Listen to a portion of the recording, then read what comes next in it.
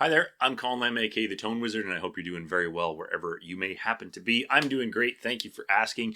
And in this video, I'm going to be responding to some comments that have come in on the channel over the last couple of weeks. I've been pretty busy being a dad, but I have got some good stuff that's come in. So if you've been involved in the channel and commenting on the videos, thank you very much. Please continue to do so.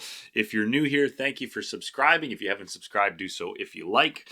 Although I doubt you're watching this video if you're not a subscriber. But yeah, it's been nice to see some stuff coming in, and I thought I would look at it and respond to it. Also, at the end of this video, I'm going to share a mean comment. I don't get a lot of mean stuff, to be honest with you, and I try to keep my channel pretty positive, which I think helps with that. But I do get mean stuff occasionally, and I've saved the best of it.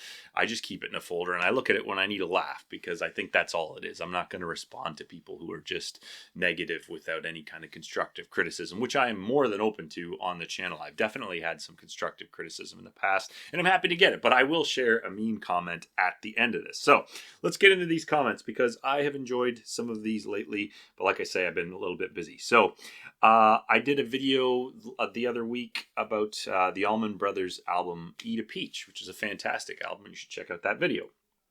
Jake Blakesley left this comment on the video. He said, "Live at the Fillmore is, in my opinion, the greatest live recorded album ever. Two things you should definitely check out are You Don't Love Me / Soul Serenade from A&R Studios. It's Dwayne at his greatest. That would be Dwayne Allman. The second is the acoustic In Memory of Elizabeth Reed from the second set. I have not had time to check that out yet, but I have checked out some of Live at the Fillmore. And it is a fantastic album. And if you don't know what I'm talking about, it's the Allman Brothers live at the Fillmore. And that's some of the last great live stuff that we got from Dwayne Allman before he passed away, right before the Allman Brothers recorded Eat a Peach. But what a fantastic album. If you haven't checked it out, please go check out my video and check out that album. Now, Antennical also commented on that video, and by the way, Antennical has a channel that he's been putting out videos on lately.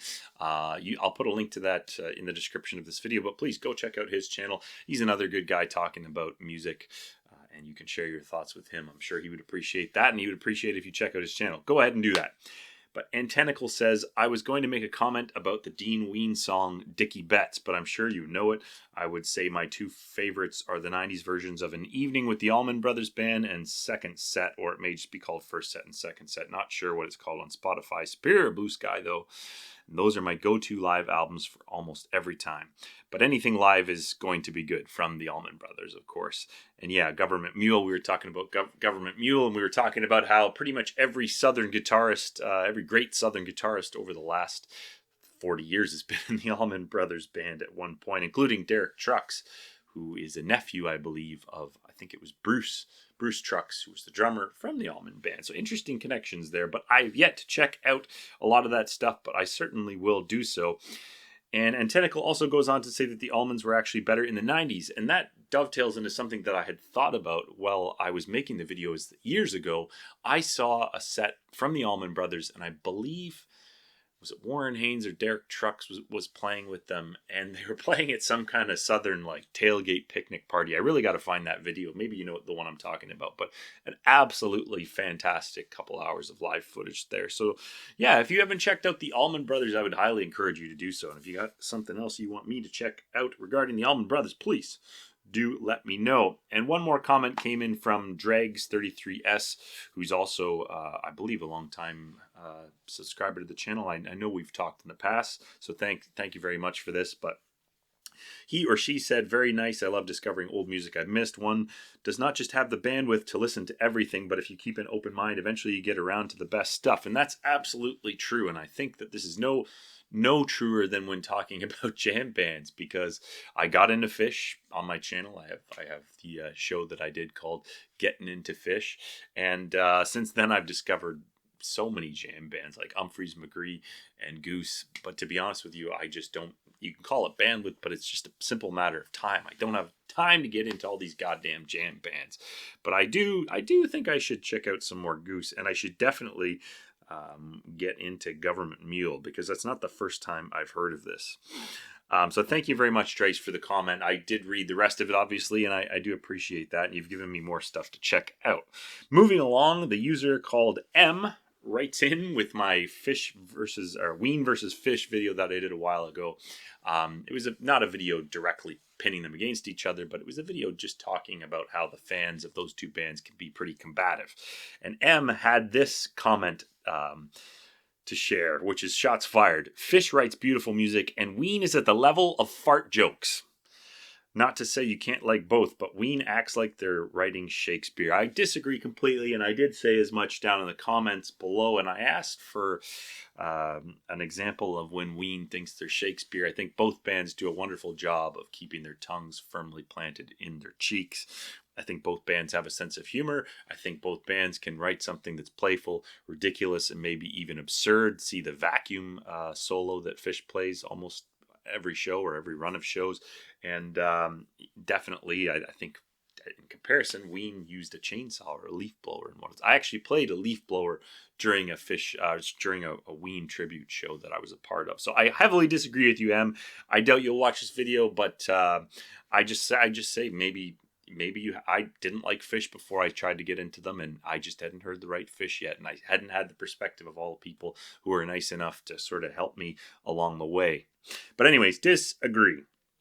So, next comment came in from Matthew Langdale about my Gene Ween meltdown video, which is one of the first videos I did on the channel. And going back, I think that's where a lot of the people who watch my channel have come from. But going back, I've looked at that video and I've thought about taking it down because I often thought that I was a little too critical in that video. But on the other hand, I leave it up because that was my experience. I don't think I would tell about that experience any differently, and that's regarding the Queen Elizabeth the Vancouver Ween show at the Queen Elizabeth Theatre in 2011, where Gene Ween had, in my opinion, a bit of a meltdown. At any rate, Matthew Langdale responded, if you haven't seen them from 1996 to 2004, you missed the absolute greatest band to ever perform on planet Earth. And let me know in the comments what you think the best era of live Ween was, because I've seen them. Obviously, after that, I went to the reunion. I've seen them in Portland since at the Pabst Festival. They played, I think, after Ice Cube, and they opened with Spinal Meningitis. And I've seen them in Nashville at the Ryman doing the country stuff, and I think they're still fantastic. Were they better then? I don't know. Maybe it was just more nostalgic because you were, if you're 20 years old seeing your favorite band, I think nothing's ever going to top that. So I don't know. Let me know what you think the best era of Ween was. Now, Matthew Langdale also followed up and said, no, that show was awful. The band was tight as ever, but Jeaner was just bad. He knows it. You know it. It's in the past. It's over. Move on. I do feel terribly sorry for those that attended this show as your first Ween show. So this was another comment about that same video from Matthew. And I said, honestly, the show got me more into Ween, which is a summary of kind of what I said during that video. Matthew Langdale responded, I agree. I've been to tons of Ween shows and have brought friends who are on the cusp of fandom. Their first show, they always became lifelong fans afterwards. I just worried about me going in if it was going to be like the Vancouver show. I'm glad you hung on. I brought a friend at the time to see his first show in Virginia maybe 12 years ago, and Jeaner blew his voice out the night before, so it was mainly a Diener set and covers. They played The Girl from Ipanema or whatever it's called, and they still killed it. Yeah, I agree. I think showing somebody Ween in a non-live setting can always be a little bit dicey. If you can convince somebody to go to a live show, there's a pretty good chance that they're going to enjoy themselves if the band is good, which Ween most nights, with some very notable exceptions, have been. But yeah, that sums up what I think as well. So thank you for that comment, Matthew. Davey Dale sent in this comment about my in-your-face reaction. So that was the Insane Clown Posse. I go all over the place on this channel, and I'm willing to check out anything. If you have something you'd like me to check out, please get it to me in the comments. But Davey Dale says, wicked clown love, whoop, whoop, whoop, whoop, whoop. And once again, I will say that the Insane Clown Posse fans, juggalos as they are known, are some of the nicest goddamn people on YouTube. Another comment I had from Drew Causey from my FBI versus the Insane Clown Posse video that I did, which you should check out even if you're not into ICP. It's quite ridiculous how much effort and presumably money the U.S. government put into trying to stop a bunch of people who enjoy dressing like clowns on the weekend and drinking beer. What's the difference between that and NASCAR, by the way? I've been to a NASCAR event And it's basically that with more drinking and more foul language. At any rate, Drew Causey wrote in and said some juggalos definitely killed some people. So in the video, I looked into the case that the CIA and the FBI had against, or sorry, just the FBI had against the Insane Clown Posse, and I couldn't find any actual evidence of any actual crimes being committed, other than, of course, people getting busted at a rock/rap concert for having drugs on them. But Drew Causey writes in, some juggalos definitely killed some people, and a group cut another juggalo's tattoo off for not prepping hard enough, but they were just idiots. And it wasn't because of the music. Just search Juggalo Murder on YouTube, and there's a good doc about it. I have found that, but I haven't found the time to watch that, so I definitely will. And that kind of would be my assumption regarding that, is that if you have whatever, 1 million fans, it's fair to assume that some of them are going to be idiots. There's idiot Ween fans. Some of the bad, mean comments that I've gotten on this channel have been from Ween and Fish fans and Frank Zappa fans. So it's not illogical to assume that a large fan base, there's going to be some goddamn criminals, but I don't think that represents the whole of them. And Robert Scott II chimed in after that comment to that effect and said, I think there were 2 incidents. If I'm not mistaken, I watched an episode of a show on Discovery Plus about one incident, but honestly, it had nothing to do with ICP, their music, or juggalos. They were just plain mentally fucked in the head, and would have done despicable things with or without ICP. So I absolutely agree with that. There are bad people. Some of them are fans of the music you're probably a fan of, but it shouldn't paint everybody with the same bad reputation. One more comment that I'd like to share, and then I will share the mean comment, but this one's from Emma Clark, who commented on the Tropical Fuckstorm and King Gizzard and the Lizard Wizard video. Those 2 bands did a collaboration called Satanic Slumber Party, and you should check it out. I did a reaction video to it on my channel. I will try to put a link to that in the description if I can remember to do so. But Emma Clark said, you give off cool science teacher vibes, which is a very nice compliment, and thank you very much, Emma. And I would just like to thank the other people that whose comments I've read in this channel for the very nice stuff. It's very fun for me to do this channel because of the interaction that I get from people like you. Now, this person also gives me a level of satisfaction.